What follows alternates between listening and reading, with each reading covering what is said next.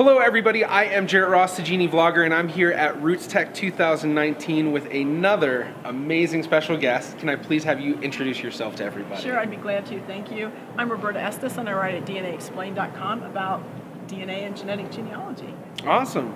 So a lot of people who get into genetic genealogy have probably come across your blog or some of the articles that you have written. But can you tell us a little bit about the history? How did it get started? Sure, I'd be glad to. Well, first of all, I hope they found the blog and useful information because it's for everybody, not just experienced people. It's a lot of beginners go there. And really funny thing, someone told me that they studied for a job interview with one of the genetics companies by reading my blog. I know, what a hoot.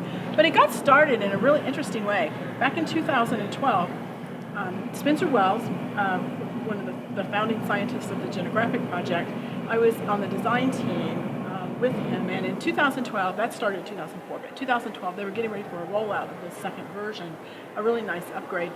And we were about 10 days before launch. We had a big conference call, and Spencer says to me, Roberta, I think you should write. And I said, well, I do write, Spencer. And he said, no, I think you should have a blog so that you can, have this announcement. And I'm like, but Spencer, we're 10 days out. I don't have a blog. He goes, you can do it. And I did. And I didn't want that to be the first experiment, so it was like the second or third article. You can still go back in the very first and see that today. But it started a really wonderful tradition and of introducing products, how to use them, how to find your ancestors. So once a week, at least, in the middle of the week, I'll write a technical article that explains things like, well, the new features that will be released here at RootsTech, I'll be writing about those, how to use them, what they mean to you, not just what the vendors say, but how it really works, so people can use them effectively. And then on the weekends, I have an ancestor story of my own. Now, part of this is altruistic because I want you to see how to use the DNA products, but part of it's not because it's cousin bait. Yeah. I can't tell you how many people have found those Googling, found me, contacted me, and they're the Y or mitochondrial line that I need for their ancestor. So, and I want those to be out there permanently, forever, in perpetuity. So people put links to them in their ancestry and my heritage trees, and that's the whole point, is to bring our ancestors back alive, either through their stories and their DNA that we carry, because that's a gift to us. Yeah. Awesome. Now, when it comes to doing DNA, Family Tree DNA has a projects feature that I think a lot of people who are on Family Tree DNA don't even know about, but you're very active with those projects. I am. I love projects because what projects are is they're a collaborative tool. You just join them. There are administrators who are volunteers like me or you if you have one. And in fact, you could start one for your Y DNA, or you could join one. If there isn't one, you could start it. But if there is one, you should join it for Ross, because it puts you in the project with other people of the same surname. Hopefully you have matches and you can collaborate on your ancestors. And in the projects I manage that are surname projects, women can join too because the autosomal DNA has ever been as important. So It's not just in mine, it's not just for Y. The administrators decide what they have.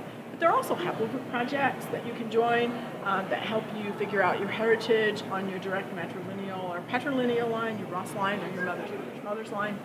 And in my case, there's two really special projects that I really love. And that's the American Indian Project and the Acadian AmerIndian Project. Because the Acadians are a mix of European and Native American, and we're attempting to have the Y and mitochondrial of all the lines, of the founding families lines in Acadia and Nova Scotia. And Marie Runquist is my co-administrator. She's also my cousin. Yeah. Because if you're Acadian, you are related to every other Acadian. Very endogamous population. Very endogamous population. So we work hard together on that. And the American Indian Project is for people who are searching. You don't have to have proven it to join that project. There are other projects like the Cherokee Project that I manage that we want those people, we want them to be proven descendants so that they can collaborate. So if you're searching, you join the American Indian Project, and there are others that I manage as well, other tribal projects. So that's kind of my specialty, has been for many years. So I also write another blog, the Native Heritage Project, and that is not just DNA. In fact, it's mostly not DNA, but I've attempted to document the earliest records, court records in America east of the Mississippi prior to the Great Removals Wow. of the native people. And I know I don't have them all, so when people send them to me, I try and document them and put that information up for people to find. That is really awesome. That's really cool. And along with all of the stuff that you've got going, you do a lot of different speaking events. I know you spoke at RootsTech this year. I did. And I believe you have some speaking events coming up. I do indeed. I don't do a lot of conferences because they're really, people don't realize they're really take a lot of time and preparation. So I do about 4 a year. That's kind of my limit. Yeah. And this year, RootsTech is one of them.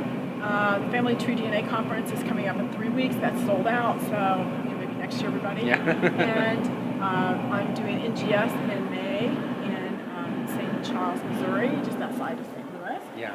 And I'm going to be in your neck of the woods in North Carolina Yeah. in the fall at the North Carolina Genealogical Society Conference in Raleigh-Durham, and I'm doing the keynote there. Oh, wow. So, and some other sessions too. So that'll be exciting. So that's my schedule this year. In addition to that, I will also be in Amsterdam in September for the My Heritage Conference. Oh, okay. I'm really looking forward to that.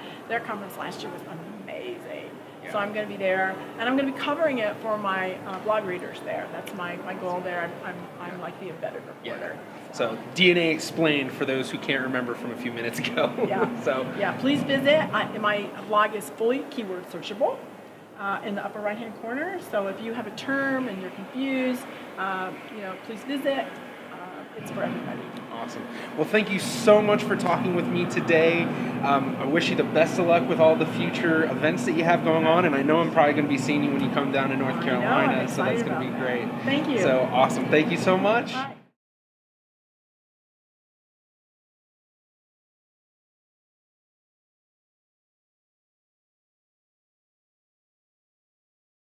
.com and also a native. We'll be doing take 3. I'm not talking about that one because I can't manage to say it. I'm going to have a great bloopers reel. Yeah, you are. You should publish that.